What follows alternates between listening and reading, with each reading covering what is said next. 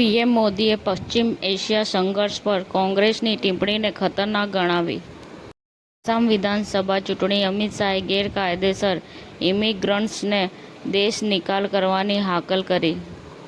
ઈરાનમાં અઠવાડિયાના ground operations માટે પેન્ટાગોનના blue print પર કામગીરી શરૂ. ધુરંધર 2નું કલેક્શન 10 દિવસમાં 1100 કરોડને પાર, બોક્સ ઓફિસ પર સફળતા ચાલુ. કરણ જોહર અને અનન્યા પાંડેનો વીડિયો વાયરલ, ચાહકો ગંભીર પ્રશ્નો ઊભા કરે છે. ઋતિક રોશને પોતાના દીકરાના જન્મદિવસે બાળપણનો ફોટો પોસ્ટ કરીને તેના પર પ્રેમ વરસાવ્યો. કોંગ્રેસના નેતા રાહુલ ગાંધીએ શોક વ્યક્ત કર્યો અને કહ્યું કે ગુજરાતમાં દલિતો અને આદિવાસીઓ સામે અન્યાયનું મોડેલ છે. વડાપ્રધાન નરેન્દ્રભાઈ મોદીના મન કી બાતના 132મા કાર્યક્રમનું જીવંત પ્રસારણ નિહાળતા મુખ્યમંત્રી શ્રી ભૂપેન્દ્ર પટેલ.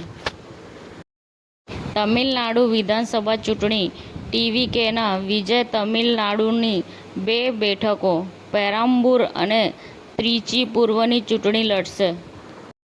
મોડાસાની એન.એસ. પટેલ લો કોલેજમાં આર્ટિફિશિયલ ઇન્ટેલિજન્સ અને સાયબર સિક્યુરિટી પર રાષ્ટ્રીય સેમિનાર યોજાયો.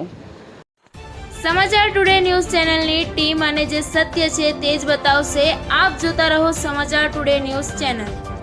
ગુજરાતની ધરતીનું ગુજરાતીઓ માટે જ, એટલે કે સમાચાર ટુડે ન્યૂઝ. અમારી સમાચાર ટુડે ન્યૂઝ ચેનલને લાઇક કરો, શેર કરો અને સબસ્ક્રાઇબ કરો અને જોડાયા રહો સમાચાર ટુડે ન્યૂઝ ચેનલ સાથે.